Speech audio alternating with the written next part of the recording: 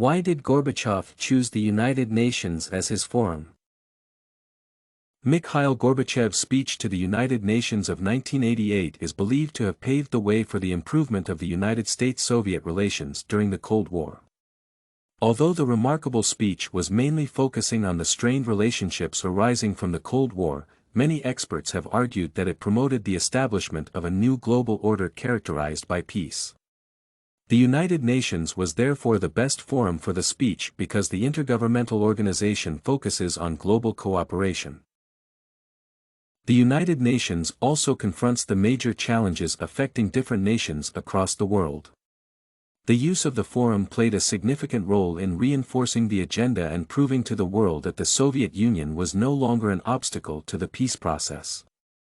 Additionally, more nations were informed about the importance of a new ideology whereby cooperation could be embraced to address the quandaries affecting humanity. As a result, the speaker managed to achieve the intended objectives. De-ideologizing relations among states. The term de-ideologizing relations among states used by Gorbachev in his speech appears to offer a unique meaning. The narrator uses the concept to explain why the ideologies defining state relationships should be abandoned or redefined. By doing so, nations will be able to acknowledge each other without necessarily having to abandon their values.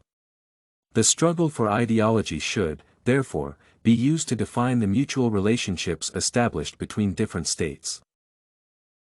With the process of de-ideologization, the speaker believes strongly that more nations will be able to cooperate, focus on scientific breakthroughs, establish new relationships, and address the common problems affecting humanity such as climate change.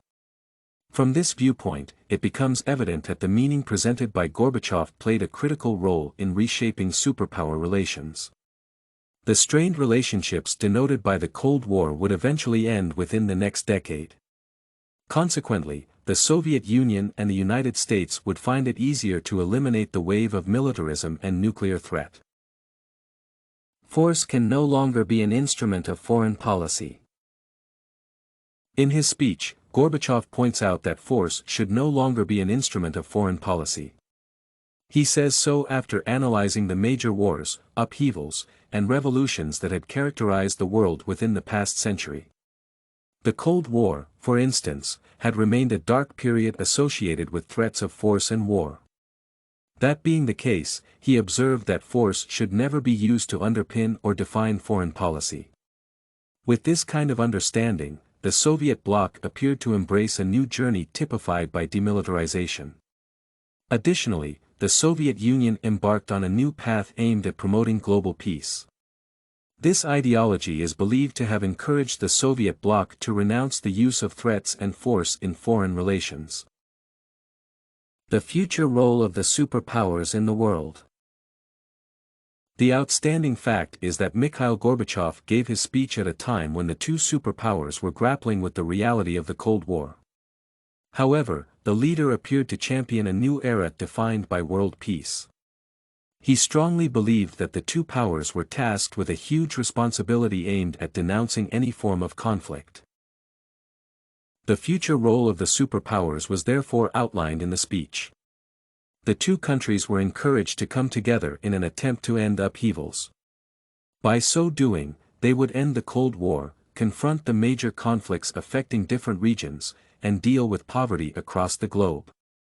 He also predicted a positive relationship between the superpowers to tackle the challenges affecting the world, such as political terrorism. Everything you need for studies, essay samples, writing tools, and tips, you can find at studycorgi.com.